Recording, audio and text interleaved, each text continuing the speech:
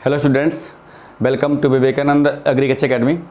आज के video lecture में हम लोग बीएचयू का बीएससी एग्रीकल्चर का केमिस्ट्री पेपर सॉल्व करेंगे जो 2020 का है। ठीक, मोस्टली स्टूडेंट्स आईसर एग्ज़ाम देंगे। ठीक है, लगभग सभी एग्ज़ाम देते हैं। इसके बाद में एक आपका एग्ज़ाम होता है state agriculture exam. State agriculture exam से यहाँ पर मतलब ये है आपके स्टेट का एग्ज़ाम, आपका घरेलू एग्ज़ाम। ठीक है, ये घरेलू इसलिए है चूँकि आपके स्टेट का एग्ज़ाम होता है। जैसे आप उत्तर प्रदेश के निवासी हैं तो आपका यूपी कैटेट, बिहार से हैं तो आपका बीसीईसी, एमपी पैट, जेट, जेसीईसी, सीजीपीएटी, एमएससीएटी, बहुत सारे ऐसे एग्ज़ाम होते हैं जो स्टेट एग्रीकल्चर एग्ज़ाम होते हैं। और जो स्टेट एग्ज़ाम होते हैं सभी स्टेट अपने पेपर को रिटर्न नहीं करते हैं एग्ज़ाम देने के बाद। तो उन सभी के लिए हमारा सजेशन एक ये है, जो विद्यार्थी आईसर एग्ज़ाम देंगे या स्टेट एग्ज़ाम देंगे उन सभी को यहाँ पर आईसर के प्रीवियस ईयर पेपर का सोल्यूशन, बीएचयू के प्रीवियस ईयर के पेपर का सोल्यूशन आपको जरूर देखने चाहिए, क्योंकि बहुत सारे ऐसे कॉन्सेप्ट होते हैं जो आप क्लासरूम में नहीं मिल पाते हैं। एक्सेप्शन होते हैं जो क्वेश्चन आने पर ही पता चलता है कि उसका सोल्यूशन और उसका कॉन्सेप्ट क्या है। तो यहाँ पर सारे सोल्यूशन आपको आज से जो है कोई न कोई पेपर आपको डेली दिया जाएगा उसका सोल्यूशन। तो मैं चाहता हूँ आप लोग यहाँ पर प्रॉपर जो है इसका सोल्यूशन देखें, ठीक, और अपनी कॉपी में नोट करें। ठीक है, मैं एक थोड़ी सी जानकारी आपको दे दूँ। जो बीएचयू के प्रीवियस ईयर के पेपर हैं आपके लिए दो पेपर्स बहुत महत्वपूर्ण हैं। हालांकि बीएचयू में आप देखेंगे 3 एग्ज़ाम होते हैं। एक आपका जो है एग्ज़ाम तो बहुत सारे होते हैं, बट मैं बता रहा हूँ आपको प्रीवियस ईयर पेपर के आधार पर। ठीक, अगर आप बीएससी एग्रीकल्चर करना चाहते हैं तो एक आपको होता है बीएससी एग्रीकल्चर का एग्ज़ाम होता है जिसमें आपके 100 क्वेश्चन पूछे जाते हैं, 100 क्वेश्चन केवल पूछे जाते हैं। इन 100 क्वेश्चंस में अलग अलग ग्रुप होते हैं। जैसे अगर आप स्टूडेंट्स एग्रीकल्चर का है तो यहाँ पर 25 question mental ability and reasoning और 25 क्वेश्चन केमिस्ट्री कॉमन होता है। तो एग्रीकल्चर 50 क्वेश्चन आते हैं। अगर स्टूडेंट बायो का है तो फिजिक्स नहीं करता है, बायो करता है 50 क्वेश्चन। अगर स्टूडेंट्स मैथ ग्रुप का है तो वो 25 क्वेश्चन रीजनिंग, 25 क्वेश्चन केमिस्ट्री जो कॉमन होता है सबको करना होता है। इसके बाद वो 25 क्वेश्चन फिजिक्स और 25 क्वेश्चन मैथ करता है। ठीक है, एक तो आपका प्रीवियस ईयर पेपर यहाँ होगा, ठीक, इसका सोल्यूशन। इसके बाद में आप बीएचयू से आप पीसीएम पेपर होता है, पीसीएम यानी बीएससी एग्रीकल्चर का, नहीं बीएससी का ये, ठीक है, पीसीएम बीएससी बोलते हैं और ये 3 ईयर डिग्री होती है। इसमें आपके 150 क्वेश्चन पूछे जाते हैं जो काफ़ी अच्छे क्वेश्चंस होते हैं। ये आपका जो बीएचयू पीसीएम है और आपका आईसीआर एक है। ठीक है, इसका लगभग जो है पैटर्न सेम ही होता है। हालांकि आईसीआर थोड़ा सा एनटीए लेता है तो कुछ क्वेश्चन घुमा भी देता है, बट पीसीएम में आप देखेंगे काफ़ी स्टैंडर्ड क्वेश्चन पूछा जाता है। ठीक, और जो 100 क्वेश्चन आपका आईसीआर में आते हैं वही 100 क्वेश्चन आपके बीएचयू में पूछे जाते हैं। एक पेपर होता है यहाँ पर पीसीबी का। यहाँ भी आप देखेंगे पीसीबी से जो लोग बीएससी करते हैं 3 ईयर डिग्री होती है। ठीक है, यहाँ भी आपका जो है एंट्रेंस होता है और ये 150 क्वेश्चन आपको यहाँ से पूछे जाता है। तो सभी यहाँ पर प्रीवियस पेपर का जो है जितने बीएचयू पेपर हैं, ठीक है, लगभग 12 और 13 साल के जितना भी आपके पेपर हमें मिलेंगे वो सारे यहाँ पर सोल्यूशन आपको कराए जाएंगे। ठीक, तो हम लोग यहाँ पर बात करेंगे क्वेश्चन नंबर 1 के बारे में। आप लोग यहाँ पर पूरा सोल्यूशन देखें। ठीक है, तो यहाँ पर सभी आपके लिए जो है काफ़ी इंपॉर्टेंट सोल्यूशन कराए जाएंगे। ठीक है, तो हम लोग देखते हैं अब आपका एग्रीकल्चर पेपर जो 2020 का है इसका सोल्यूशन देखते हैं। इसको हटाते हैं। ठीक है, तो आप लोग जो है कॉपी पेन लेकर के इन सभी क्वेश्चंस का सोल्यूशन आप लोग जरूर नोट कर लें। ठीक है, चूँकि जो हम लोग एक्सप्लेन करेंगे, पहले तो ये था कि हम लोग कई बार मोबाइल से ही बनाते थे तो उसमें केवल आंसर बता देते थे, क्वेश्चन को हम लोग डिस्कस अच्छे से नहीं कर पाते थे। बट अब आपको रेगुलर जो है यहाँ पर क्वेश्चन का सोल्यूशन और एक्सप्लेनेशन अच्छे से दिया जाएगा, उसका कॉन्सेप्ट क्या है बताया जाएगा आपको। ठीक है, चलिए क्वेश्चन नंबर 1 हम लोग देखेंगे। लिखा है द कैरेक्टरिस्टिक्स ऑफ थैलियम। जैसे ही नाम दे दे थैलियम तो फर्स्ट हमारा दिमाग पहुंच जाना चाहिए किस पर, पी ब्लॉक एलिमेंट पर। अब देखिए यहाँ पर क्या लिखा है, to exhibit more than 1 oxidation state can be correlated with. देखिए पी ब्लॉक में कुछ ऐसे लोग होते हैं जो एक से अधिक ऑक्सीडेशन नंबर शो करते हैं और इस इफेक्ट को बोला जाता है इनर्ट पेयर इफेक्ट। अब हम बात करेंगे यहाँ पर इनर्ट पेयर इफेक्ट होता क्या है। ठीक है, इससे कुछ एक्सेप्शन केस होते हैं। ये आपका थैलियम बोरॉन फैमिली का मेंबर है और जो नीचे जो बॉटम पर होते हैं वो इनर्ट पेयर इफेक्ट शो करते हैं। चलिए हम लोग यहाँ पर बात करें इनर्ट पेयर इफेक्ट होता क्या। देखिए इनर्ट का मतलब हिंदी में अगर बोलेंगे तो अक्रिय, मतलब जो रिएक्शन ना करे। ऐसे कह सकते हैं अगर NS इलेक्ट्रॉन बॉन्डिंग में जब पार्टिसिपेट ना करे तो इस घटना को बोलते हैं शॉर्टकट में इनर्ट पेयर इफेक्ट, यानी NS इलेक्ट्रॉन बंद बनाने में भाग न ले, ठीक है, तो इसे क्या बोलेंगे, अक्रिय युग्म प्रभाव। अब जरा हम बात करें यहाँ पर कौन कौन से लोग ऐसे होते हैं जो इनर्ट पेयर इफेक्ट को शो करते हैं, ठीक है। आपका हम बात करें यहाँ पर 13 ग्रुप, तो 13 ग्रुप को हम लोग 3rd A भी लिख सकते हैं, जिसको हम लोग बोलते हैं बोरॉन फैमिली के नाम से, ठीक। चलिए इसको देख लिया। इसके बाद यहाँ पर हम लोग बात करेंगे 14th A ग्रुप, इसको हम लोग बोल सकते हैं 4th A ग्रुप, ठीक है। और यहाँ पर आपको याद होना चाहिए ये 4th A ग्रुप कौन है इसमें, ठीक है, 4th A group, 4th A।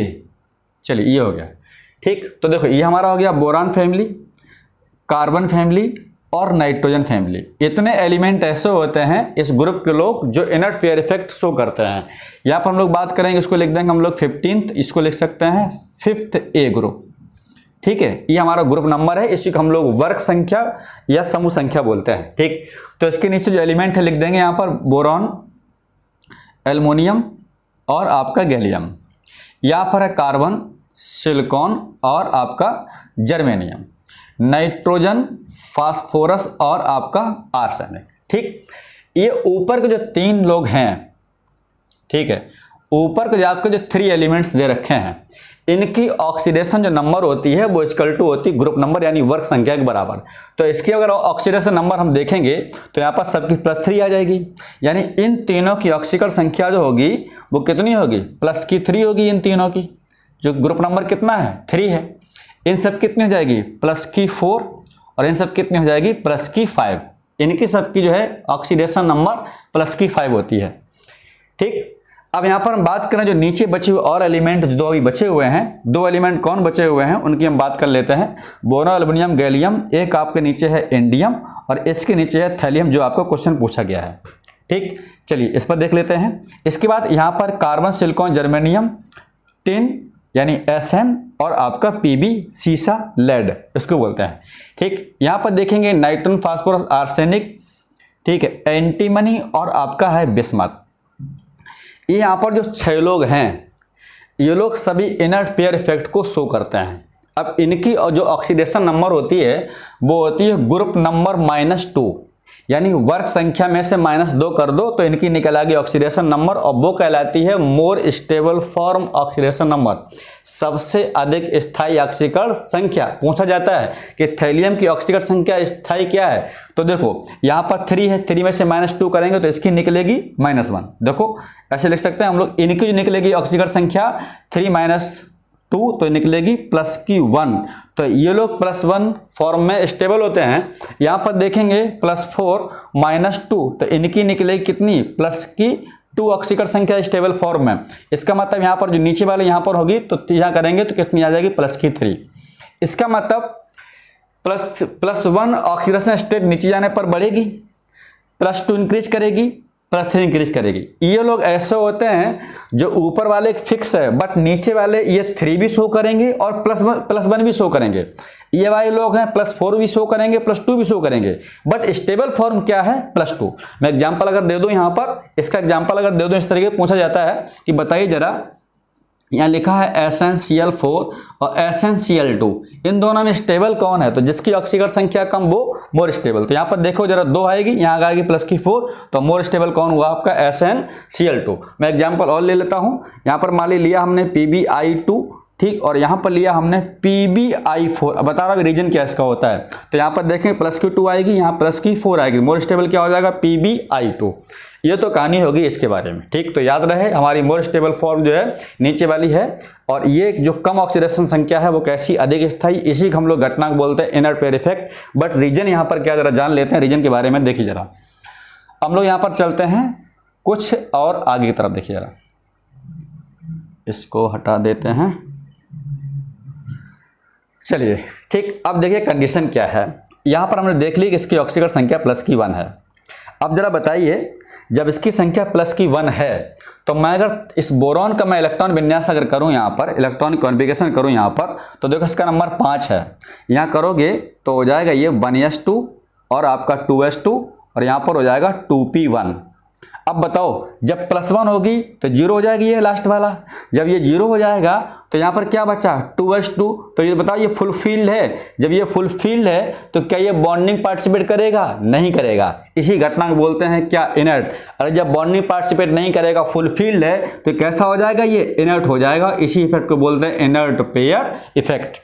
ठीक, मैंने बताया था जब ns इलेक्ट्रॉन, यहाँ भी ऐसी केस होगा सेम, आपका यहाँ पर निकालेंगे। अच्छा एक चीज ध्यान रखेंगे, जरा बताइए, यहाँ पर हमने देखा है कि आपका 2s2 2p1 आ रहा, इसके नहीं आएगा 3s2 3p1, चूंकि नीचे जाने पर n की वैल्यू 1 1 इंक्रीज करती है। यहाँ होगा 3, यहाँ होगा 4, यहाँ होगा 5, यहाँ होगा 6। हम ऐसे कह सकते हैं, कैसे कह सकते हैं? ऐसे कह सकते हैं कि अगर हम लोग ऐसे देख लें कि यहाँ पर हम जो है ऐसे लिख दें, जरा ये आपका इंडियम है और ये आपका थैलियम है। ठीक, यहाँ पर ये देखें हम लोग, हमने बताया था यहाँ पर 2 3 4 5, तो यहाँ पर n की जो वैल्यू आएगी वो आएगी 5s2 और 6p1। यहाँ देखेंगे n की वैल्यू जो आएगी वो आपकी होगी यहाँ पर 6s2 और 6p1। अब आप देखिए ये आपका 1 1 कट जाएगा, s2 बचेगा। अब बताइए s जो है वो करीब होगा न्यूक्लियस के, तो यहाँ पर कैसी होगी? पुअर शील्डिंग होगी। आपको पता है लैंथेनाइड जो सीरीज होती है, लैंथेनाइड में उसका इलेक्ट्रॉन कॉन्फ़िगरेशन होता है वो n-2f होता है, f में इलेक्ट्रॉन बढ़ता है। ठीक, तो यहाँ पर पुअर शील्डिंग होती है। पुअर शील्डिंग की वजह से क्या होता है? जेड इफेक्टिव हमारा बढ़ेगा। थोड़ा सा कॉन्सेप्ट है, जेड इफेक्टिव हमारा बढ़ेगा। जब जेड इफेक्टिव बढ़ेगा तो इफेक्टिव न्यूक्लियर चार्ज बढ़ेगा, क्योंकि नंबर ऑफ प्रोटॉन बढ़ेंगे, और जब इफेक्टिव न्यूक्लियर चार्ज बढ़ेगा तो आपका क्या होगा? वहां पर पुअर शील्डिंग वजह से s इलेक्ट्रॉन पार्टिसिपेट बॉन्डिंग में नहीं कर पाएगा। ठीक, क्योंकि यहाँ पर ये आपका इफेक्टिव न्यूक्लियर चार्ज बढ़ जाएगा। ठीक, इसी घटना का नाम देते हैं क्या? Inert pair effect. तो आपसे कभी क्वेश्चन में ये सारे क्वेश्चन अगर आपसे पूछ लें, कौन सारे क्वेश्चन? इंडियम थैलियम, टिन और लेड, एंटीमनी बिस्मथ, ठीक, +3, और जो आपकी ऑक्सीडेशन नंबर शो करते हैं अलग अलग, ये किस घटना क्या बोलते हैं? तो आपको हमेशा क्वेश्चन क्या लगाएंगे? आंसर इसका इनर्ट पेयर इफेक्ट। अब दुनिया में कभी इससे क्वेश्चन अगर आ जाएगा आप लोगों का तो गलत नहीं होगा। ठीक, आप लोग इसको नोट कर लीजिएगा। क्वेश्चन संख्या चलते हैं हम लोग नंबर अगले पर। ठीक है, तो ये 26 से लेकर के यहाँ पर 50 तक क्वेश्चन हम लोग सोल्यूशन देखेंगे। आपको समझ में आ गया होगा तो हम लोग चलते हैं यहीं पर आगे। ठीक है, क्वेश्चन संख्या देखेंगे। चलिए, क्वेश्चन बड़ा अच्छा क्वेश्चन है और बहुत ही बेसिक क्वेश्चन, और कई बार ये पूछा हुआ क्वेश्चन है। Chemical formula phosgene. ठीक है, फॉस्जीन एक पॉइजनस गैस होती है जो क्लोरोफॉर्म के ऑक्सीडेशन से बनती है। हम जब क्लोरोफॉर्म का ऑक्सीडेशन कराते हैं, क्लोरोफॉर्म रिएक्शन कराते हैं ऑक्सीजन के साथ में, तो आपकी बन जाती है फॉस्जीन। और फॉस्जीन गैस को डायरेक्टली हम लोग बना सकते हैं कार्बन मोनोऑक्साइड और क्लोरीन के साथ बना दो। ठीक, तो यहाँ पर डायरेक्टली बन जाएगा COCl2। ये हमारा है फॉस्जीन का सूत्र। याद रखें ये हमारा फॉस्जीन का सूत्र है, और इसी के नाम और देते हैं हम लोग कार्बोनिल क्लोराइड। ये कई बार पूछा गया है, कार्बोनिल क्लोराइड। ठीक है, कार्बोनिल क्लोराइड, तो ये हमारा क्या है? फॉस्जीन। और ये जब कराता है क्लोरोफॉर्म रिएक्शन, तो क्लोरोफॉर्म फार्मूला होता है CaCl3 + ½ O2 एयर। ठीक है, तो यहाँ पर आपका बन जाएगा COCl2 और प्लस HCl।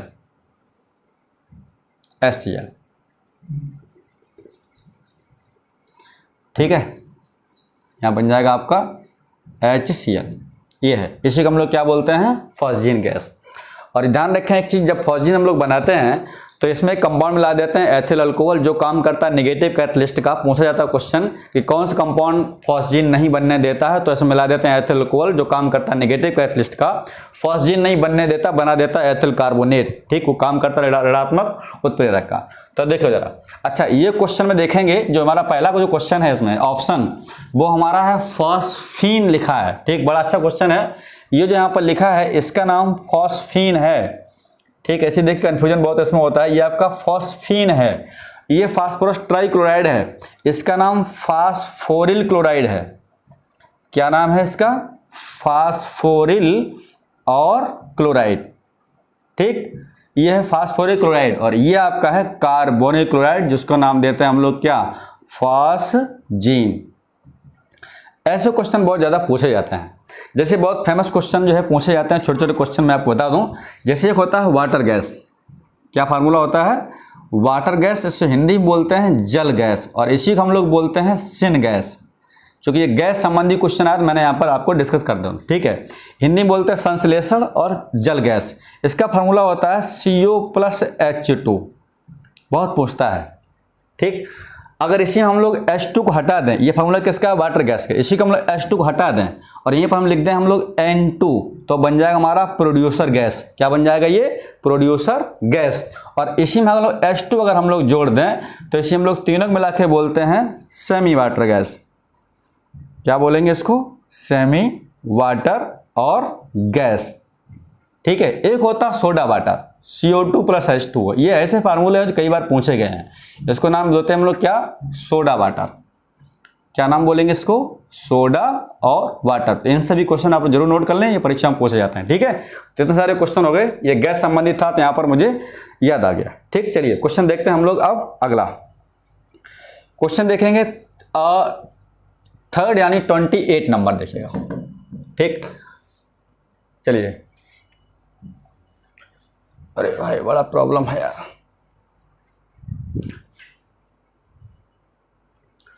चलिए, तो अगला क्वेश्चन हम लोग देखेंगे, electrically neutral charge dipolar ions is called, विद्युत रूप से तटस्थ आवेश द्विध्रुव आयन को क्या कहा जाता है, ठीक है। आंसर तक का मैं आपको बता दूं, ये आपका क्वेश्चन बायोमोलिक्यूल से है। देखिए, एम्फोटेरिक आयन्स यहाँ पर कोई मतलब नहीं है। एम्फोटेरिक आयन मतलब वो होता है जो दोनों तरीके से बिहेव करता है। यहाँ पर इसका आंसर है ज्वेटर आयन। मैं बता दूं ऐसा क्यों है। देखिए, एक होता है आपका एमिनो एसिड, उसमें पाए जाते हैं इलेक्ट्रिकली डाइपोलर आयंस पाए जाते हैं, किसमें, एमिनो एसिड में। उसका फार्मूला जो होता है वो होता है RC, और यहाँ पर लगा रहता है H, और एक यहाँ पर होता है COOH, और यहाँ पर होता है NH2। ये आपका एमिनो एसिड का जनरल फार्मूला है, ठीक है। एक बार पूछा गया एम्स में क्वेश्चन, एम्स में पूछा गया तो एमिनो एसिड में कौन कौन से फंक्शनल ग्रुप होते हैं, तो एक आपका एमिनो, एक आपका कार्बोक्सिलिक ग्रुप होता है। जब हम इसको एक्वस सॉल्यूशन ले जाते हैं, यानी जलीय विलयन में जब इसको हम ले जाते हैं, तो आपकी ये H जो है वो चली जाती है इसके पास में, NH3 अमोनिया बन जाती है। ये हमारे बन जाते हैं डाइपोलर आयंस। देखिए जरा, ये H, इस पर आएगा H, और यहाँ पर आपका है COO1 नेगेटिव, और यहाँ पर आ जाएगा NH3 पॉजिटिव। डाइपोल मतलब होता है दो पोल, एक आपका पॉजिटिव और एक आपका नेगेटिव, तो इसको हम लोग बोलते हैं डाइपोलर आयन, और इसी को हम लोग बोलते हैं ज्वेटर आयन। क्या बोलते हैं, ज्वेटर आयंस। आप लोग पढ़ेंगे बायोमोलिक्यूल चैप्टर, उसमें आपको एमिनो एसिड में ये चीज़ मिलेगी, ठीक। यहाँ पर राइट आंसर क्या होगा हमारा, सेकंड ऑप्शन करेक्ट। बात करें क्वेश्चन नंबर नेक्स्ट यानी 29 के बारे में। देखिएगा, ये बड़ा अच्छा क्वेश्चन है, और इस पर आप बहुत सारे क्वेश्चन इसमें सीखेंगे, ठीक है, याद रखेंगे। इसको आप नोट भी कर सकते हैं, इससे बहुत सारे क्वेश्चन जो है आप सीखेंगे। इसमें क्वेश्चन सीखने का आप क्या मिलेगा, देखिए ये लिखा हुआ है hydrolysis of table sugar. Table sugar हम लोग नाम देते हैं सुक्रोज, चीनी या शक्कर, ठीक। इसको हम लोग बोलते हैं क्या, सुक्रोज। सुक्रोज से एक मुझे बात एक और याद आ गई है, सुक्रोज आपका डाइसेकेराइड है, ठीक। ये क्या है, आपका डाइसेकेराइड है, और जो फार्मूला होता है वो होता है 12-22-11, H कार्बन 12, H22O11, ये आपका होता है सुक्रोज यानी चीनी। अब देखिए जरा, मैं थोड़ा सा बता दूं आपको, एक होता है डाइसेकेराइड। डाइसेकेराइड, डाइसेकेराइड कौन होता है, देखिएगा, सेकेराइड मीन्स यहाँ पर है आपका मोनोमर, डाई माने दो, डाइसेकेराइड वो होते हैं जिनका कराते हैं हाइड्रोलिसिस, तो मोनोसेकेराइड के देते हैं दो मॉलिक्यूल, क्या कहलाते हैं, डाइसेकेराइड, ठीक। अब डाइसेकेराइड आपको दो यहाँ पर तीन होते हैं, एक आपको बता दिया क्या है आपका सुक्रोज, एक आपका है सुक्रोज, एक आपका है लैक्टोज, बहुत इंपॉर्टेंट ये आपकी चीज़ है, ठीक है, लैक्टोज, और एक आपका है माल्टोज। क्या है, माल्टोज। अब इसके कई बार मोनोसेकेराइड पूछे जाते हैं, जैसा इसमें यहाँ पर पूछा गया है कि टेबल शुगर जब कराओगे, टेबल शुगर का हाइड्रोलिसिस, तो क्या बनेगा, तो बनेगा ग्लूकोज और फ्रक्टोज, ठीक। जब इसमें कराएंगे रिएक्शन वाटर के साथ यानी जल के साथ रिएक्शन जब कराओगे, यहाँ पर H2O ले लेंगे, तो हमारे कंपाउंड जो बनेंगे वो एक बनेगा आपका ग्लूकोज, ग्लूकोज में होता है एल्डिहाइड ग्रुप, और एक आपका बनेगा फ्रक्टोज, याद रखेंगे, ठीक है। फ्रक्टोज में होता है कीटोन ग्रुप, और एल्डिहाइड में होता है, और ग्लूकोज में होता है एल्डिहाइड ग्रुप, इसलिए इस ग्लूकोज को बोलते हैं एल्डोहेक्सोज, और फ्रक्टोज बोलते हैं कीटोहेक्सोज। तो पूछा जाता है कि सुक्रोज के मोनोमर क्या होते हैं, तो ग्लूकोज और फ्रक्टोज, या ग्लूकोज फ्रक्टोज बराबर सुक्रोज, ठीक। अब देखिए, लैक्टोज हम लोग नाम देते हैं मिल्क शुगर, क्या नाम देते हैं? मिल्क शुगर, हिंदी में बोलते हैं दुग्ध शर्करा। ऐसा क्यों बोलते हैं? जो कच्चे दूध, जो दूध होता है हल्का मीठा होता है, पूछा जाता है जो मिल्क होता है कच्चा जो दूध होता है मतलब पकाने से पहले, ठीक है, तो वो हल्का मीठा क्यों होता है? उसमें सुक्रोज पाई जाती है, शुगर पाई जाती है, उसका नाम होता है लैक्टोज। और जब दूध से दही बनता है यही लैक्टोज शुगर कन्वर्ट हो जाती है लैक्टिक एसिड में, तो जो आपका जो दही है मट्ठा है वो कैसा खट्टा हो जाता है। पूछा जाता है कि दही में कौन सा एसिड होता है, तो लैक्टिक एसिड कहाँ से आता है? जो दूध में आपकी लैक्टोज है। दो बैक्टीरिया होते हैं लैक्टोबैसिलस लैक्टिस और स्ट्रेप्टोबैसिलस लैक्टिस, जो कन्वर्ट कर देते हैं लैक्टोज को लैक्टिक एसिड में और दूध से दही बन जाता है। ठीक, अब यहाँ पर पूछा है इसके मोनोमर क्या है। देखिए इसके जो मोनोमर होते हैं लैक्टोज के, वो मोनोमर दो होते हैं, देखिएगा। एक तो यहाँ पर लिखेंगे हम लोग ग्लूकोज, एक आपका होता है ग्लूकोज, यानी जब इसका कराओ हाइड्रोलिसिस तो बने ग्लूकोज, और एक बनेगा आपका गैलेक्टोज। क्या बनेगा? गैलेक्टोज। ये क्वेश्चन बहुत इंपॉर्टेंट क्वेश्चन है, ठीक है। अच्छा, जो माल्टोज होता है जब इससे कराओगे हाइड्रोलिसिस, माल्टोज, इसको बोलते हैं माल्ट शुगर, ठीक है। माल्ट शुगर जितने भी अनाज होते हैं उनमें सभी में पाई जाती है। तो जब इससे कराओगे तो आपका यहाँ पर बनेगा ग्लूकोज और प्लस ग्लूकोज। पूछा जाता है 2 मोल ग्लूकोज कौन डाइसैकेराइड, तो माल्टोज। अब देखिए क्वेश्चन क्या है, glucose fructose sucrose, glucose galactose lactose, ठीक, और 2 मोल ग्लूकोज क्या है? माल्टोज। तो आपकी ये क्या हो गया यहाँ पर? डाइसैकेराइड। यहाँ पर आपका राइट आंसर क्या है? ग्लूकोज और फ्रक्टोज। ठीक, चलिए ये क्वेश्चन आपको मिल गया। अब देखते हैं हम लोग क्वेश्चन नंबर आगे। अगला क्वेश्चन नंबर है हमारा, ठीक है, अगला क्वेश्चन है वो 30 क्वेश्चन है। और 30 क्वेश्चन क्या बोल रहा है कि आयोडोफॉर्म टेस्ट कौन देता है। बहुत इंपॉर्टेंट क्वेश्चन है आयोडोफॉर्म टेस्ट। देखिए एक फार्मूला होता है CHX3। क्या होता है? CHX3, और इसको हम लोग मिला के बोलते हैं हेलोफॉर्म। क्या बोलते हैं? हेलोफॉर्म। तो कई बार ऐसे पूछ सकते हैं कि हेलोफॉर्म टेस्ट कौन देता है। तो देखो यहाँ पर जब X के पोजीशन पर अगर क्लोरीन आ जाए तो यहीं पर नाम हो जाएगा इसका क्लोरोफॉर्म। क्या हो जाएगा? क्लोरोफॉर्म। इसी का नाम IUPAC होता है ट्राइक्लोरोमेथेन। चूंकि एक कार्बन 3 क्लोरीन है तो इसका नाम पूछा जाता है स्टेट परीक्षा में, तो इसका नाम हो जाएगा आपका ट्राइक्लोरो और क्या आ जाएगा? मेथेन हो जाएगा। ठीक, अब यहीं पर लिख सकते हैं हम लोग, अगर इसकी पोजीशन पर Br आ जाए तो इसको हम लोग बोलेंगे क्या? ब्रोमोफॉर्म, तो हो जाएगा ट्राइब्रोमोमेथेन। अगर यहीं पर लिख दें हम लोग आयोडीन तो इसका नाम आ जाएगा ट्राइआयोडोमेथेन। ठीक, और यहीं पर हम नाम लिख दें CHI3 तो ये नाम हो जाएगा हमारा ट्राइआयोडोमेथेन। इसी को हम लोग बोलते हैं आयोडोफॉर्म, ये क्लोरोफॉर्म और ये ब्रोमोफॉर्म। इन कंपाउंड्स को बनाने का जो टेस्ट है उसे हम लोग नाम देते हैं आयोडोफॉर्म टेस्ट या हेलोफॉर्म टेस्ट। बहुत अच्छा क्वेश्चन है, याद रखें कौन कौन लोग देते हैं इसको। तो हम बहुत ही इसको शॉर्टली आपको तरीके से बता दे रहा हूँ, ठीक है। आप इस चीज़ को ध्यान रखिएगा, कोई क्वेश्चन आप गलत नहीं होगा। देखिए जो आपका आयोडोफॉर्म टेस्ट है केवल 2 कंपाउंड देते हैं। कौन कौन? एक आपका देता है एल्कोहलिक कंपाउंड और एक देता है आपका कार्बोनिल कंपाउंड, यानी एल्डिहाइड और कीटोन।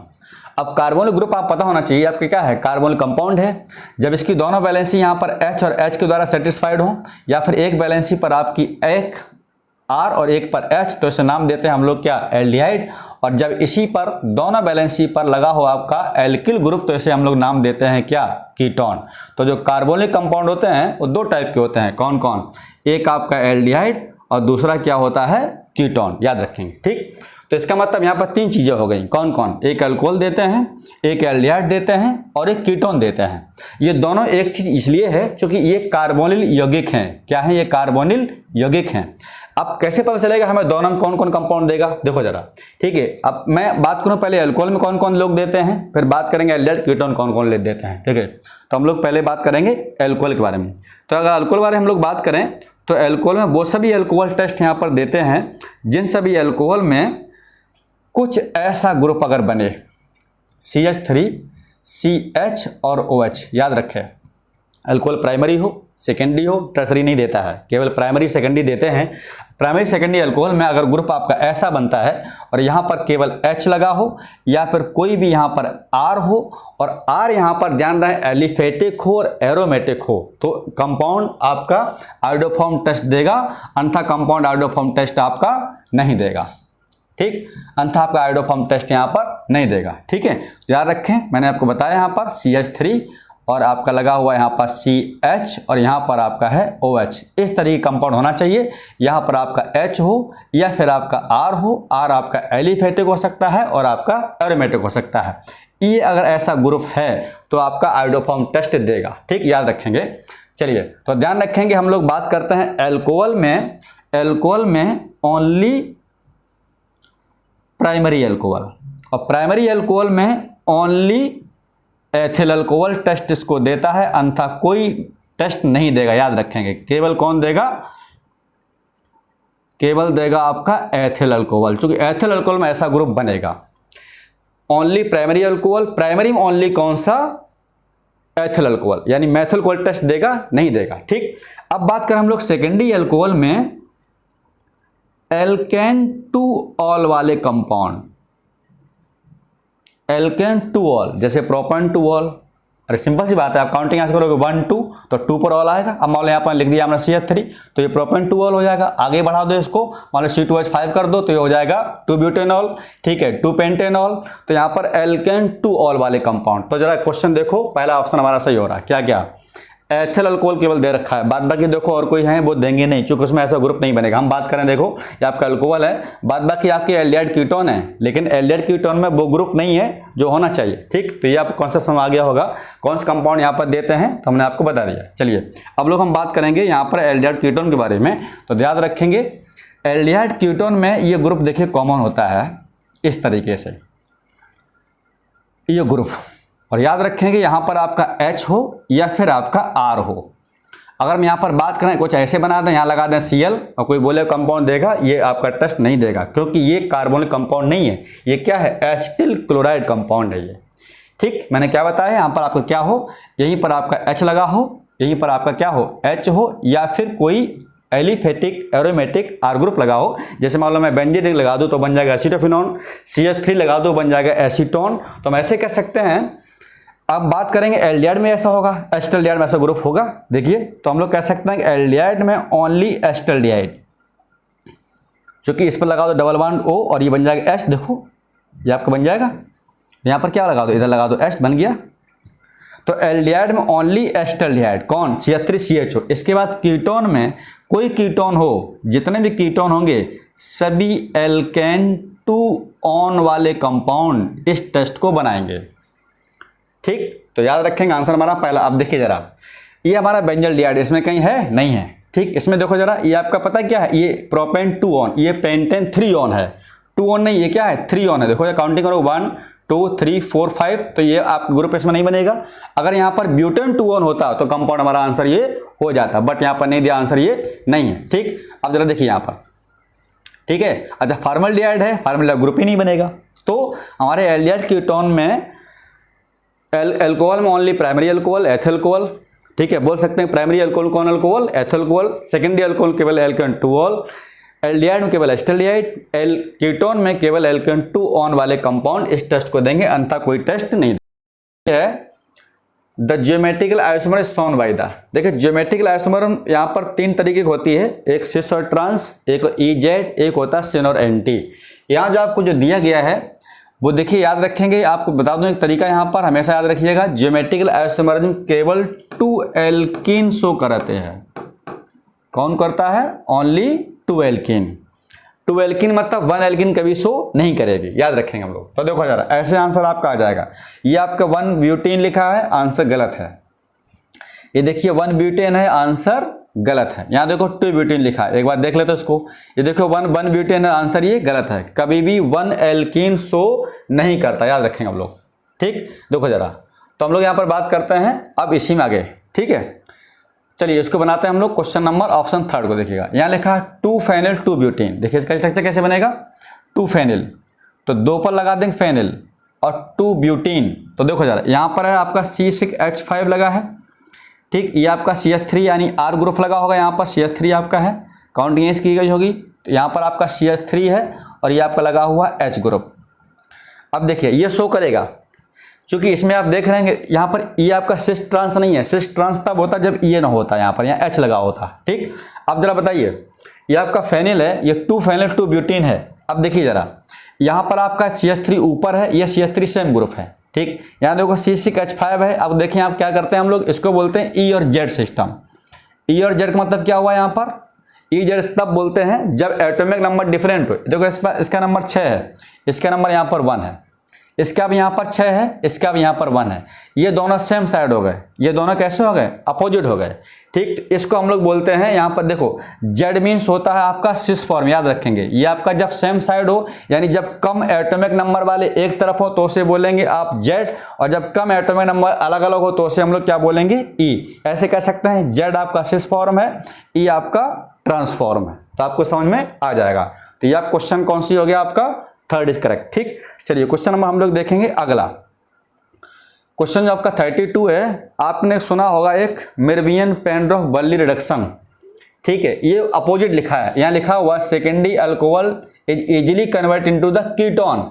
अच्छा, होता क्या है, जब आप कीटोन का रिडक्शन कराओगे, कीटोन करा दो रिडक्शन, ठीक है, एल्युमिनियम आइसोप्रोपॉक्साइड के साथ में, ठीक है, एल्युमिनियम आइसोप्रोपॉक्साइड के साथ में, तो इसे बोलते हैं हम लोग मेरवियन पेनड्रॉफ वर्ली रिडक्शन। तो ये बन जाएगा आपका, क्या जानते हैं, CH और OH, जो कि यहाँ पर आपका एक ग्रुप, ये एक बैलेंस यहाँ पर टूटेगी और ये HH आपको आ जाएगा, बन जाएगा आपका अल्कोहल। इसको हम लोग नाम देते हैं मेरवियन पेनड्रॉफ वर्ली रिडक्शन। और इसी का अपोजिट अगर करा दे इसका ऑक्सीडेशन, इसका करा दो अगर ऑक्सीडेशन, ठीक है, तो इसका हम लोग नाम देंगे ओपेरॉन, इसको बोलेंगे ओपेरॉन रिडक्शन। ठीक है, तो याद रखिए, ये कह रहा है कि secondary alcohol easily convert to the ketone by the reagent, तो इसका नाम आ जाएगा एल्युमिनियम आइसो, ये वाला, ठीक है, एल्युमिनियम आइसो प्रोपॉक्साइड। ठीक, और बनेगा हमारा क्या यहाँ पर, एसीटोन। ठीक है, तो याद रखेंगे यहाँ पर ऑप्शन आपका थर्ड इज करेक्ट हो जाएगा। ठीक, तो ये आपका ऑर्गेनिक केमिस्ट्री रिएक्शन था। हम लोग बात करते हैं, क्वेश्चन काफ़ी मोस्टली इसमें ऑर्गेनिक केमिस्ट्री से ही है। चलिए हम लोग बात करते हैं क्वेश्चन नंबर अगला, देखिएगा। अगला क्वेश्चन बड़ा अच्छा क्वेश्चन है, आपने ये किया होगा, ये आपका जब बेंजल रिएक्शन कराते हैं मेलोनिक एसिड के साथ तो बनता है सिनेमिक एसिड। ठीक है, ये आपका ये एथोक्सा ग्रुप लगा हुआ है, यहाँ पर रिएक्शन करा देगी पहले सोडियम एथोक्साइड के साथ, तो यहाँ लग जाएगा आपका एथोक्साइड एथिल एथिल ग्रुप, बाद में कराओगे हाइड्रोलिसिस तो यहाँ से निकल जाएगा आपकी CO2 गैस। देखिए रिएक्शन ऐसे होती है, आपके बेंजल डाइड है और ये आपका पता क्या है, ये आपका लिखा हुआ मेलोनिक एसिड, देख कैसे, CH2, ठीक, और यहाँ पर COOH, इसका नाम है आपका मेलोनिक एसिड। क्या नाम है आपका, मेलोनिक एसिड। अब जरा देखिएगा होता क्या है, यहाँ से आपकी निकलती है CO2 गैस और निकलेगा H2O, और ये आपका बन जाएगा, देखिए जरा, ये आपका CH है, एक H आपकी यहाँ से जाएगी, ठीक, और ये आपकी एक H, ये H2O यहाँ से निकल जाएगा, बन जाएगा H2O CO2, और यहाँ पर आपका बचेगा CH COOH, यहाँ बचेगा CH और ये क्या बचेगा, COOH। ठीक है, एक H आपकी ये चली जाएगी, एक H यहाँ से, और आपका H2 एक O, ये बन जाएगा H2O, निकल जाएगा वाटर यहाँ से, O निकल गई, एक H यहाँ से, एक H यहाँ, देखो जरा, और CO2 गैस, तो यहाँ बने क्या, मैं इसे लिख दूँ, यहाँ पर क्या बचेगा आपका C6H5 CH, यहाँ पर CH बचा, यहाँ बनेगा आपका डबल बॉन्ड लग जाएगा, और यहाँ पर क्या आ जाएगा आपका CH, जो एक H आपकी यहाँ से, ये आपका O चला गया, एक H यहाँ CH बचा, एक क्या बचा, COOH। अब यहाँ पर क्या बन जाएगा, आपने क्या निकाला इसमें, CO2 निकाल दी और क्या निकाल दिया, H2O निकाल दिया, ये रिएक्शन, और इसको नाम देते हैं हम लोग सिनेमिक एसिड। क्या नाम देते हैं उसको, सिनेमिक एसिड, सिनेमिक एसिड। ठीक, आंसर यहाँ पर आप देखेंगे पहला सही है। ठीक, बाद में कोई मैच नहीं करेगा। क्वेश्चन देखेंगे अगला 34, बड़ा अच्छा क्वेश्चन है, बहुत शानदार क्वेश्चन है, यहाँ से आपका कॉन्सेप्ट क्लियर हो जाना चाहिए। ठीक, configuration of the following compound, निम्न यौगिक की सही संरचना क्या है, जरा देखिए। ये आपका RR है, दो स्ट्रक्चर आपको दिए गए हैं, एक RR है, एक SS है, एक SS है, ठीक, SR SS और एक RS है। अब आपको पता होना चाहिए कि हम लोग RS कॉन्फ़िगरेशन कब निकालते हैं। RS कॉन्फ़िगरेशन हम लोग तब निकालते हैं जब कंपाउंड हमारा कैसा होना चाहिए, ऑप्टिकल आइसोमर शो करना चाहिए, यानी उसके पास से कम कायल कार्बन होना चाहिए। अब पता होना चाहिए, देखो मैं थोड़ी सी आपको हिंट्स दे दूं। होता क्या है, ये आपके जो है दो कंपाउंड हमने ले लिए जिसमें कोई लीस्ट प्रियोरिटी ग्रुप आपका वर्टिकल है। मान लिया हमने H लीस्ट प्रियोरिटी ग्रुप है, बाद बाकी सबका एटॉमिक नंबर ऊपर ज़्यादा होगा, तो यहाँ हमने लिख दिया H आपका कैसा है, वर्टिकल है। तो वर्टिकल में क्या होता है, जैसा रोटेशन हो वैसा आंसर। अगर क्लॉकवाइज हो रहा है तो आपका ये R होगा कंपाउंड, एंटी क्लॉकवाइज अगर है तो ये आपका कंपाउंड S होगा। ठीक, ये आपके R और S कंडीशन है। बट अगर यहाँ पर आपका H जो है वो आपका भी वर्टिकल है और मैं इसको लगा दूँ हॉरिजॉन्टल, तो केस उल्टा हो जाएगा। कैसे? अगर मान लो सपोज कुछ ऐसा है, काइल कार्बन है और ये H आपका हॉरिजॉन्टल है और ये S रोटेशन कर रहा है, तो देखो ये क्लॉकवाइज घूम रहा है बट आंसर क्या होगा? S, यानी हॉरिजॉन्टल केस में आंसर अपोजिट आएगा, ठीक, और वर्टिकल केस में सेम आंसर। मैं मान लो अगर H में लगा दिया, ये हॉरिजॉन्टल और ये अपोजिट घूम रहा है, देखो ये S घूम रहा है, आंसर क्या होगा? R, ठीक। अब ये कैसे और R और S हो गए हैं इसको जरा देखते हैं हम लोग। देखिए जरा क्वेश्चन पर आते हैं तो आप क्वेश्चन कॉन्सेप्ट समझ में आ जाना चाहिए, ठीक है। चलिए जरा देखिए, यहाँ पर H आपका देखिए हॉरिजॉन्टल दे रखा है। अब होता क्या है इसमें, हम लोग प्रियोरिटी ऑर्डर कैसे देते हैं? जिसका एटॉमिक नंबर सबसे ज़्यादा उसके प्रियोरिटी ऑर्डर सबसे पहले। मान लो फ्लोरीन, क्लोरीन, ब्रोमीन और आपका आयोडीन, ये चारों दिए गए हैं, तो जिसका एटॉमिक नंबर सबसे ज़्यादा एटॉमिक इसका है तो नंबर 1 काउंटिंग इसको देंगे, 2 काउंटिंग उसको करेंगे, 3 काउंटिंग उसको करेंगे, और जो लास्ट में जो आ जाएगा उसको हम लोग बोलेंगे लीस्ट प्रियोरिटी ग्रुप, जिसका एटॉमिक नंबर, ठीक। चलिए हो सकता है कुछ ऐसा हो, जैसे यहाँ पर देखिए O है, N है, तो जो फर्स्ट एलिमेंट है उसका नंबर देखा जाता है। इसके बाद सेकंड पर अगर मान लो फर्स्ट सेम है तो सेकंड देखिए, सेकंड सेम है तो थर्ड देखिए। चलिए अब आप समझ यहाँ पर देखिएगा, तो यहाँ पर हम लोग फर्स्ट काउंटिंग कर लेते हैं, जो क्लोरीन नंबर सबसे ज़्यादा है। अब देखिए यहाँ पर ऑक्सीजन, यहाँ पर कार्बन, तो काउंटिंग ऊपर आपकी 2 जाएगी, ठीक। इसके बाद यहाँ पर कार्बन 2 है तो हमने कार्बन आपकी काउंटिंग 2 कर दी, क्योंकि यहाँ पर ऑक्सीजन का नंबर पहले आएगा, जो ऑक्सीजन नंबर यहाँ पर आपका ज़्यादा है। अब देखिए कार्बन 3 नंबर आएगा, यहाँ पर आपका 4 नंबर आएगा। ये आपका H हॉरिजॉन्टल है, ये कुछ ऐसे रोटेशन करेगा, ठीक है। तो बताओ जरा ये कैसे घूम रहा है? हमारा आपका S घूम रहा है, लेकिन H कैसा? हॉरिजॉन्टल, तो ये कंपाउंड कैसा हुआ? R। इसमें 2 ऑप्शन आपके आगे, एक पहला और एक चौथा। अब यहाँ पर ये देखना सेकंड वाला क्या कह रहा है, चलो इस पर आइए, ठीक है। इसके बाद समझ ना क्या हुआ, ये भाई क्लोरीन नंबर ज़्यादा है, क्लोरीन परमाणु क्रमांक ज़्यादा है, तो उसको नाम काउंटिंग 1 करेंगे। इसके बाद इस देखिए फर्स्ट आइटम पर, फर्स्ट पर यहाँ पर ऑक्सीजन लगा, यहाँ पर कार्बन है तो काउंटिंग 2। अब देखिए H अब कैसे घूम रहा है, ये 1 2 3 ऐसे रोटेशन करेंगे। अब ये कैसा घूम रहा? उल्टा घूम रहा, लेकिन H कैसा है? हॉरिजॉन्टल, तो आंसर कैसा होगा? अपोजिट घूम रहा, S होगा क्या? R। इसमें आइए जरा देखो, ये काइल कार्बन है, यानी चारों बैलेंस डिफरेंट है, वो क्या होता है? Kyle carbon. तो जरा देखो अब इसमें देखो फर्स्ट प्रायोरिटी इसको देंगे, क्योंकि पहला आइटम ऑक्सीजन सबसे ज़्यादा है, कार्बन, नाइट्रोजन, ऑक्सीजन, तो फर्स्ट प्रायोरिटी 1, फर्स्ट सेकंड, फिर आएगी थर्ड प्रायोरिटी इस पर, ठीक। तो अब ये हो गया। अब जरा देखिएगा कार्बन, बताओ जरा अच्छा क्या आएगा? नाइट्रोजन, ऑक्सीजन, तो सेकंड प्रायोरिटी आप इसको मिलेगी, क्योंकि फर्स्ट आइटम नाइट्रोजन है। इसके बाद देखो जरा यहाँ पर कार्बन, यहाँ कार्बन, इसको काट दो। अब क्या बचा? ऑक्सीजन, तो यहाँ पर आएगा थर्ड प्रायोरिटी, या आएगी आपकी फोर्थ प्रायोरिटी। अब जरा बताइए H आपका क्या हो गया? यहाँ पर CH3 कैसा हो गया? वर्टिकल हो गया, क्योंकि लीस्ट प्रायोरिटी ग्रुप कैसा है? वर्टिकल। अब जरा इसको घुमाई जरा, ठीक है। ये कैसा घूम रहा है आपका?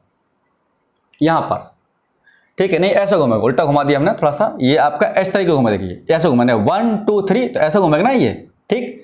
देखिए मैं फिर बता दूँ एक बार इसको, मैंने क्या किया, यहाँ पर काउंटिंग 1 की, फिर कार्बन यहाँ पर 2 की, अब फिर कार्बन 2 3, तो ये ऐसे रोटेशन जाएगा ना 1 2 3, ठीक। अब ये लीस्ट प्रायोरिटी ग्रुप कैसा होगा? नीचे ये फोर्थ, ठीक है। तो जरा बताइए ये कैसा घूम रहा है आपका? R घूम रहा है, चूंकि ये आपके लीस्ट प्रायोरिटी ग्रुप जैसा है तो आंसर कैसा होगा? सेम रहेगा, तो आंसर आएगा R एंड R, यानी पहला आंसर सही है और आपका सेकंड फोर्थ आंसर गलत है। ये हमारा कॉन्सेप्ट जो है आप यहाँ पर समझ गए होंगे, ठीक।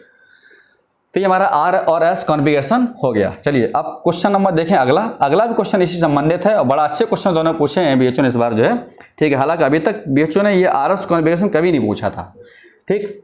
देखो जरा यहाँ पर है the structure of 2S3R 2 amino 3 hydroxy butanoic acid. देखो आपको ये नाम सभी इसमें सही हैं, ठीक है। आप जितने यहाँ पर नाम देखेंगे IUPAC नाम आपके सभी सही लिखे गए हैं, बट ये इसमें बताना है आपको कि इसमें आपका ये 2S और 3R क्या है, ठीक है। देखिए तो हम लोग क्वेश्चन जो है 35 सॉल्व कर रहे थे, ठीक है। देखिए 35 क्वेश्चन में क्या कह रहा है, आपकी बताना है कि कौन से कंपाउंड 2S और 3R है। अब आप देखिए इसमें जो कंपाउंड आपको दे रखे हैं, ठीक है, इसमें देखना है कि कौन से कंपाउंड एक ही कंपाउंड में 2S और 3R हो। अब देखिए जितने कंपाउंड आपके दिए गए हैं, काउंटिंग आप यहीं से करेंगे 1 2 3 और 4। तो देखो नाम भी क्या दे रहा है, 2 पर एमिनो ग्रुप है, 3 पर हाइड्रोक्सी है और ब्यूटानिक एसिड। आपको जितने यहाँ पर नाम दिए गए वो चारों IUPAC नाम बिल्कुल सही लिखे हुए, आप देख लीजिएगा। ठीक। बट आपको ये देखना है कि एक ही कंपाउंड में जो RS कॉन्फ़िगरेशन है वो यहाँ पर पहला जो है वो 2s होना चाहिए और थर्ड जो है आपका जो सेकंड है वो 3r होना चाहिए। तो हम लोग क्वेश्चन नंबर 1 को सॉल्व करते हैं, थोड़ा सा बड़ा लिख लेते हैं इसको यहाँ पर ताकि आपको समझ में आए। देखिए यहाँ पर आपका H हॉरिजॉन्टल है। एक चीज़ आपको पहले से माइंड सेट होनी चाहिए कि जब आपका H हॉरिजॉन्टल होता है यानी जो आपका लीस्ट प्रायोरिटी ग्रुप है वो आपका हॉरिजॉन्टल हो तो आंसर कैसा होगा, अपोजिट होगा। ठीक, चलिए हम लोग यहाँ पर देख लेते हैं। ये आपका है NH2 ग्रुप लगा हुआ है और यहाँ पर आपका जो है COOH है। ठीक, अब आप देखिए ज़रा, हम काउंटिंग करते हैं तो काउंटिंग करने में हम क्या करेंगे, यहाँ पर देखिए काउंटिंग में हम ये देखते हैं कि ये आपका H कैसा है, हॉरिजॉन्टल है। तो इस कार्बन जब आप देखिएगा इस कार्बन पर सबसे ज़्यादा एटॉमिक नंबर वाला कौन देखिएगा, कार्बन है, नाइट्रोजन है, ऑक्सीजन यहाँ पर इस पर है तो काउंटिंग यहाँ पर 1 आएगी। इस पर 2 कार्बन यहाँ कार्बन, बट यहाँ पर 2 ऑक्सीजन है तो 2 आपकी ऊपर, ठीक, और 3 यहाँ पर नीचे आएगा और ये आपका 4 आएगा। तो देखो ये काउंटिंग कैसी होगी, इस तरीके रोटेशन होगा यहाँ पर। ठीक, तो जब बताओ H आपका हॉरिजॉन्टल है, ये कैसा घूम रहा है, आपका R घूम रहा है। तो आपका ये पहला ये जो 2 है तो यहाँ पर होगा 2 नंबर पर कैसा होगा, S।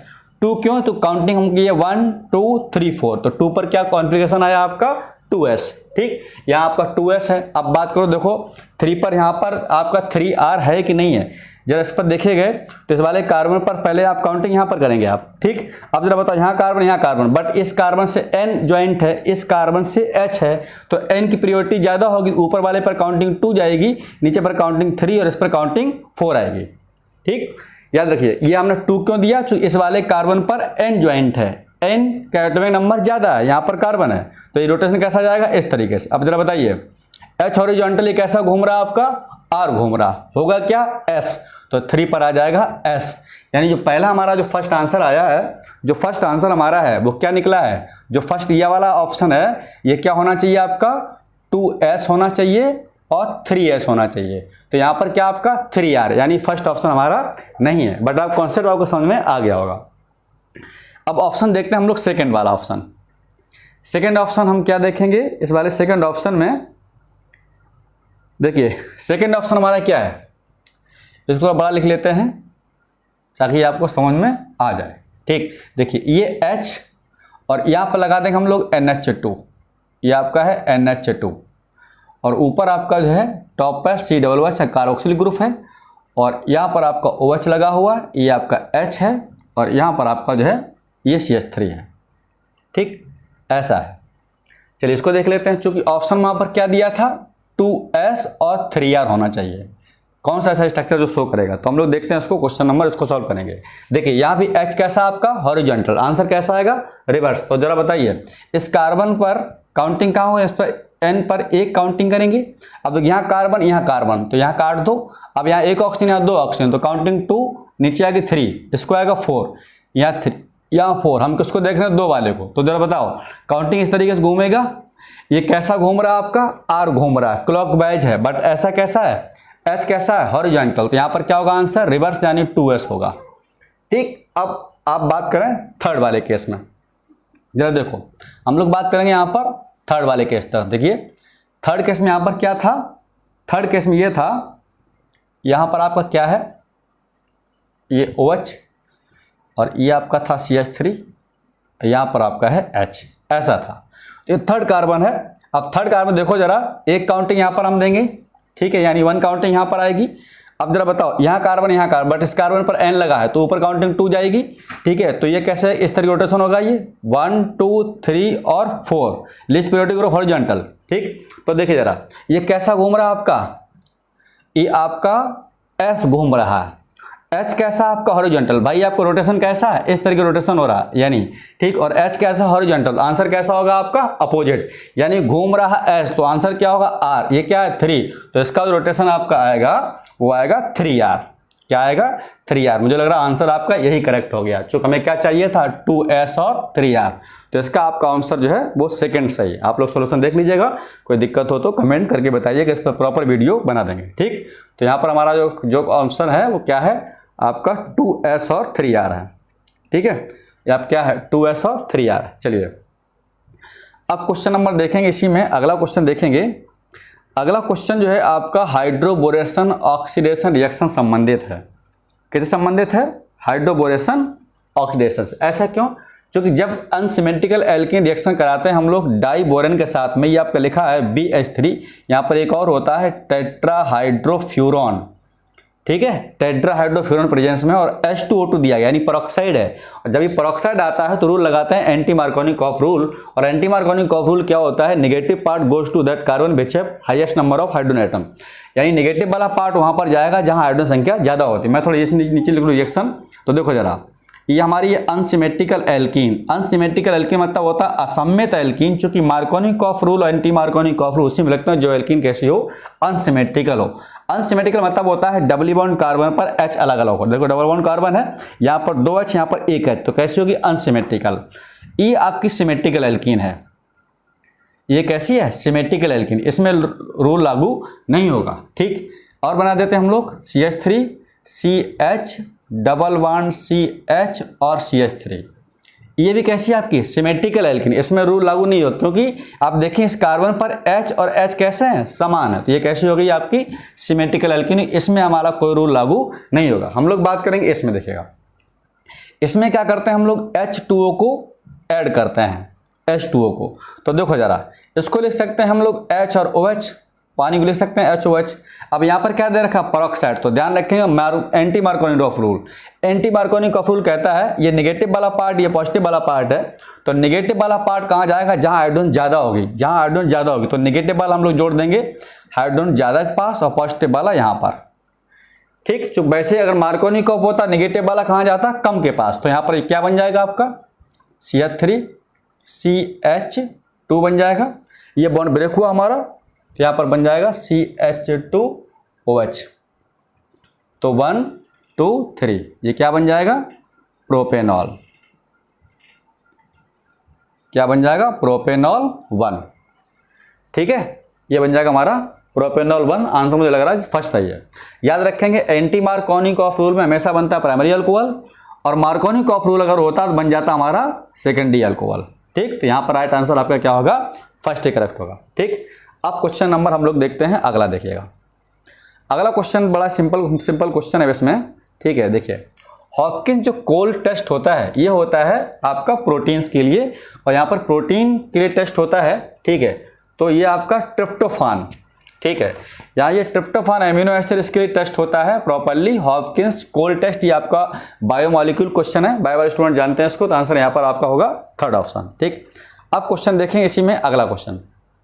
देखिए भाई, ये आपका क्वेश्चन है एटॉमिक स्ट्रक्चर से। यहाँ कह रहा है कौन से स्पीशीज ऐसा है जो आइसो स्ट्रक्चरल नहीं है, यानी सम इलेक्ट्रॉन नहीं है, जिसमें इलेक्ट्रॉन समान नहीं है। तो देखिए आप इसमें देख लीजिएगा इलेक्ट्रॉन समान निकाल करके, आंसर होगा यहाँ पर आपका थर्ड सही, ठीक है। क्योंकि फास्फोरस नंबर 15 है, इसका नंबर 9 पना 45, तो यहाँ हो जाएगा 15 + 45, ठीक। आप इसको ऐड कर लीजिएगा, इसमें देख लीजिएगा 9 पना 45, तो ब्रोमीन निकाल लीजिएगा। तो जितने इलेक्ट्रॉन आपके निकलेंगे ये कैसा हो जाएगा? आइसो इलेक्ट्रॉनिक यहाँ पर नहीं है, ठीक है भाई। इसका नंबर हो जाएगा आपका 60, ये कितना हुआ? 60 हुआ। बाद बाकी सभी आइसो इलेक्ट्रॉनिक हैं, ठीक। इसको देखो यहाँ पर आपके ब्रोमीन होता 35, और ये हो जाएगा 9 पना 45 यानी 55, ये आपका बराबर नहीं आएगा, ठीक है। तो ये आप क्या है? आइसो इलेक्ट्रॉनिक नहीं है, आपका थर्ड ऑप्शन सही है।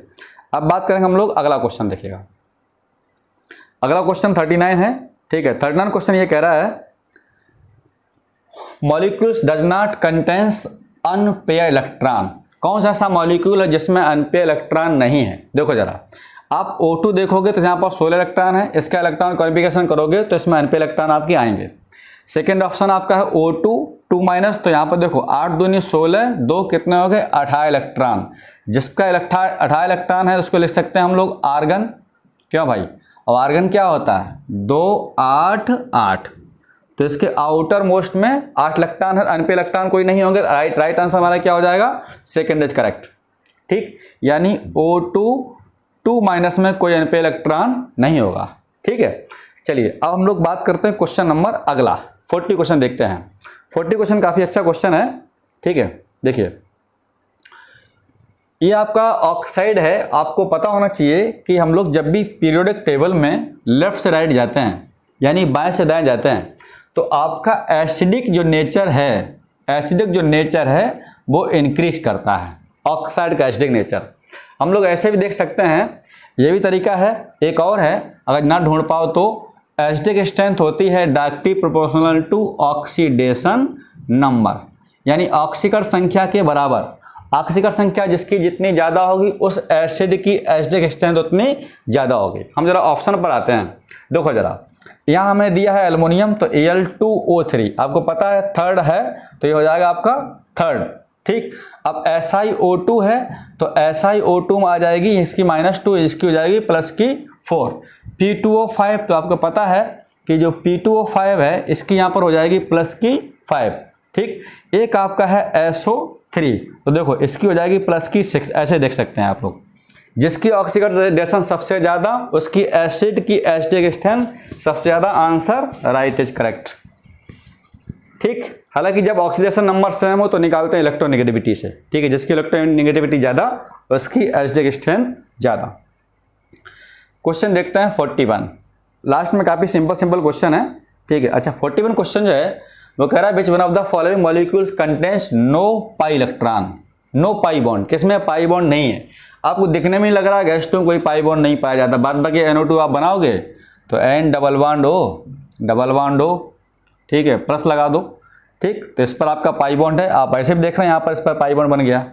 अगला आप देखेंगे इसी ऑप्शन में SO2 में पाई बॉन्ड होगा, आपको पता है ये चीज़ बनेगा, ठीक। लॉन पेयर एक बचेगा, पाई बॉन्ड है। H2 में कोई पाई बॉन्ड नहीं है, H V शेप होता है, वेंट शेप, तो यहाँ पर कोई पाई बॉन्ड इसके पास नहीं है, ठीक। चलिए तो यहाँ पर राइट आंसर आपका हो गया थर्ड इज करेक्ट। अब क्वेश्चन देखेंगे इसी में अगला 42 क्वेश्चन नंबर, काफ़ी अच्छा क्वेश्चन है और ये आपका बहुत पूछा जाता है। जब the following structure is similar to the graphite, ठीक है, याद रखें जो ग्रेफाइट होता है, अच्छा कार्बन के एक ऐसा एलोट्रोप है पूरे नॉन मेटल्स में जो केवल क्या होता है, कंडक्टर ये होता है, ये सुचालक होता है।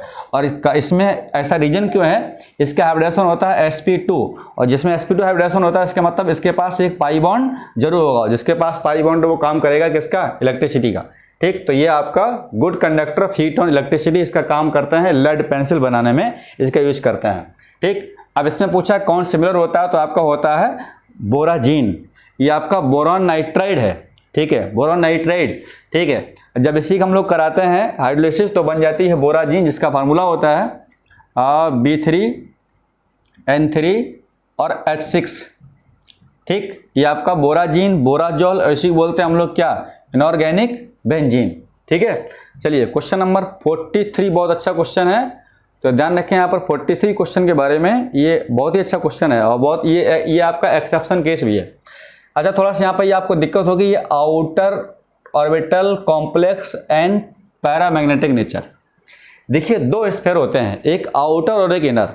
अगर आपका लिगेंड स्ट्रॉन्ग फील्ड लिगेंड है तो पेयरिंग करेगा, और अगर पेयरिंग करेगा तो उसे बोलेंगे inert field ligand, inner orbital complex.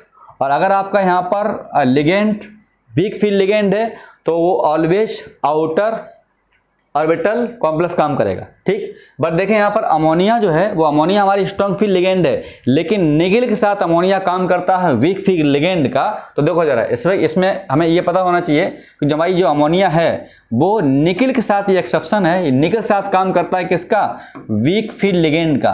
तो याद रखेंगे अमोनिया जो है वो वीक फील्ड लिगेंड का काम करेगा किसके साथ में, निकिल के साथ में।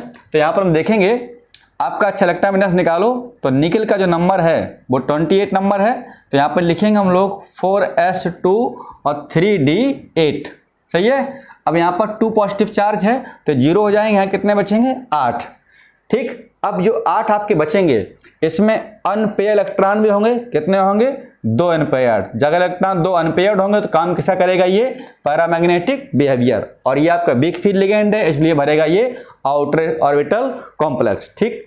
चलिए अब हम लोग बात करेंगे क्वेश्चन नंबर 44। हालांकि इस क्वेश्चन थोड़ा सा मुझे और थोड़ा टाइम देना चाहिए लेकिन उसमें टाइम थोड़ा ज़्यादा लग जाएगा, ठीक है। देखिएगा विच one of the following is minerals of iron. अच्छा पायरोल्यूसाइड होता है वो होता है MnO2, इसको बोलते हैं पायरोल्यूसाइड। और जो मैग्नेटाइट है ये आपका राइट आंसर है, चूंकि पूछ रहा है आयरन का S कौन होता है, तो मैग्नेटाइट। देखिए 2 होते हैं, एक आपका होता है Fe2O3, ठीक है, ये आपका हेमेटाइट है, और जो मैग्नेटाइट होता है Fe3O4, ये आपका है मैग्नेटाइट। ठीक। अच्छा, मैलेकाइट क्या होता है? ये होता है कैसेटर, एक होता है टिन SnO2, इसको बोलते हैं क्या? कैसेटेराइट। और जो मैलेकाइट होता है वो आपका है CuCO3 और डॉट CuOH का होल ट्वाइस। ठीक, CuOH का होल ट्वाइस। तो चारों आपको यहाँ पर ऑप्शन पता चल गए। अब बात करें क्वेश्चन नंबर 45 के बारे में। 45 बड़ा आसान क्वेश्चन है और ये थ्योरी क्वेश्चन है। आप देखिएगा, ये कह रहा है H2O8। अच्छा, हम ऐसे लिख सकते हैं इसको H2S2O8। जानते हैं क्या? ये मार्शल एसिड। अगर रिएक्शन करा दें हम लोग इसकी Fe2+ के साथ, यानी FeSO4 या FeCl2 के साथ, तो जो कंपाउंड यहाँ पर बनेगा वो बनेगा Fe3SO4 का होल ट्वाइस। ठीक है, ये सॉरी Fe2SO4 का होल 3। तो यहाँ पर आएगी आपकी +3, ये आपका +2। ये क्या हो रहा है? ऑक्सीडेशन। ठीक है, क्योंकि ऑक्सीडाइज कर रहा है ना, तो ऑक्सीडाइज हमेशा पॉजिटिव वैलेंसी क्या होगी? बढ़ेगी। और यहाँ पर बनेगा आपका H2SO4 या FeSO4। ठीक, ये बनेगा आपका FeSO4। तो SO4 यहाँ पर क्या बनेगा? 2 नेगेटिव चार्ज। तो यहाँ पर आप देखेंगे वो कह रहा है निम्न उत्पाद क्या बनेगा हमारा? SO4 2 negative. तो राइट आंसर कितना हुआ हमारा? Second is correct. ठीक, अब जरा देखो क्वेश्चन देखें हम लोग 46 क्वेश्चन काफ़ी अच्छा क्वेश्चन है और ये एकदम NCERT क्वेश्चन है। हालांकि इसमें एक ऑप्शन थोड़ा सा आउट भी है। देखिए, ये कह रहा है which of the following which one of does not liberate N2 gas on heating. इसमें ऐसा कौन सा कंपाउंड है जो N2 गैस नहीं बनाएगा? तो जरा देखिए, इसमें N2 गैस कौन नहीं बनाएगा? पहले हम बता दें आपको, ये N2 गैस बनाएगा। ये आपकी लैब मेथड है। ये नाइट्रोजन बनाने की क्या है? प्रयोगशाला विधि। अच्छा, ये आपका बेरियम नाइट्राइड है। ये आपका प्योर नाइट्रोजन बनाता है, शुद्ध नाइट्रोजन। ठीक, इससे बनती है। अमोनियम डाइक्रोमेट गर्म करोगे तब भी बनेगा। बट यहाँ पर राइट आंसर आपका होगा, वो कह रहा कौन नहीं बनाएगा? तो थर्ड नहीं बनाएगा। तो राइट आंसर क्या हुआ हमारा? Third is correct. ठीक, क्वेश्चन देखेंगे अगला 47। क्वेश्चन जो 47 है वो केमिकल बॉन्डिंग क्वेश्चन है। बड़ा आसान सा क्वेश्चन है। इससे आसान क्या आएगा? Bond present in the ammonia. Ammonia देखिए कैसा है? नॉन मेटल्स है। ये भी सारे नॉन मेटल्स हैं। और नॉन मेटल्स कौन से बनता है? तो कोवैलेंट। दोनों में कैसा हो जाएगा? Bond covalent. ठीक है, अगर यहाँ पर होता साथ साथ अमोनिया में कोवैलेंट साथ हाइड्रोजन बॉन्ड, तो अमोनिया राइट आंसर होता आपका हाइड्रोजन बॉन्ड भी, क्योंकि अमोनिया में हाइड्रोजन बॉन्ड भी पाया जाता है। ठीक है, तो आपका आंसर जो है थर्ड हो गया यहाँ पर करेक्ट आंसर। अब क्वेश्चन देखेंगे 48। अर्जेंटाइट। अर्जेंटाइट मीन्स अर्जेंटम यानी सिल्वर। तो ये इसका जो मिनरल है वो आपका सिल्वर का है। ठीक है, देखिए यहाँ पर मेटलर्जी 2 क्वेश्चन पूछे गए हैं, एक आपका ओर वाला और एक ये क्वेश्चन। ठीक, मेटलर्जी बहुत इंपॉर्टेंट टॉपिक है, आप उसको जरूर पढ़िएगा। ठीक है, ये क्वेश्चन काफ़ी अच्छा है। इसमें एक्सेप्शन केस भी है। ठीक, देखिए ये कह रहा है which of the one of the following structurally different from the rest. इसमें कौन एक ऐसा है जो विभिन्न आकृति का है? आप लोग अच्छा देखेंगे यहाँ पर जो 3 ऐसे ऑप्शन नीचे वाले हैं जो टेट्राहेड्रल स्ट्रक्चर हैं, इन तीनों के पास हाइब्रिडेशन होगा वो sp3 होगा, क्योंकि इसके पास 4 सिग्मा बॉन्ड हैं। ठीक है, तो यहाँ पर आपका sp3 ये टेट्राहेड्रल शेप में है। बट आप देख सकते हैं यहाँ पर जिन्होंने पास लोन पेयर है, ये स्क्वायर प्लेनर शो करेगा और इसका हाइब्रिडेशन आप देख सकते हैं। इस पर अच्छा 4 है तो 2 लोन पेयर बचेंगे। तो यहाँ पर इसके पास 4 सिग्मा होंगे प्लस 2 लोन पेयर होंगे। तो इसका हाइब्रिडेशन जो आएगा वो आएगा sp3 और d2 स्क्वायर प्लेनर। तो ये इसका देखिए हाइब्रिडेशन sp3 है, इसका sp3 आप संकल्प निकालो तभी बता देंगे। तो राइट आंसर हमारा होगा यहाँ पर फर्स्ट इज करेक्ट, जो कह रहा है कौन सा इसमें से डिफरेंट है। ठीक, इधर बैठो। चलिए अगला देखते हैं लास्ट क्वेश्चन 50 हम लोग देखते हैं 50 क्वेश्चन। और 50 क्वेश्चन बड़ा अच्छा क्वेश्चन है, बहुत सिंपल क्वेश्चन है। रेड लेड, ठीक है, रेड लेड का सूत्र यहाँ पर क्या है? तो इसका जो राइट आंसर होगा वो आपका Pb3O4। ठीक, इसका राइट आंसर क्या होगा आपका? Pb3O4 होगा आपका। ठीक है, तो यहाँ पर आपका राइट आंसर होगा आपका Pb3O4। इसको हम लोग नाम देते हैं ट्राइप्लम्बिक टेट्राऑक्साइड। पूछ सकते हैं कि इसका रासायनिक नाम क्या है? तो इसको हम लोग नाम बोलते हैं ट्राइप्लम्बिक टेट्राऑक्साइड। टेट्राऑक्साइड। तो आज हमने BHU के BSc एग्रीकल्चर के 50 क्वेश्चन जो है वो 25 क्वेश्चन जो है हम लोगों ने सॉल्व किए हैं। ठीक, नेक्स्ट लेक्चर हम लोग जो है पीसीएम पीसीबी कोई अच्छा पेपर जो है सॉल्व करेंगे केमिस्ट्री का ही, और उसमें एक जितने विद्यार्थी इसको देखते जा रहे हैं तो प्लेलिस्ट जो इसकी बना देंगे, तो आप लोग प्लेलिस्ट में जा करके इसके वीडियो देख सकते हैं। ठीक है, तो हम लोग चलते हैं अब जो है आगे नेक्स्ट वीडियो में। तब तक के लिए इतना ही, थैंक यू।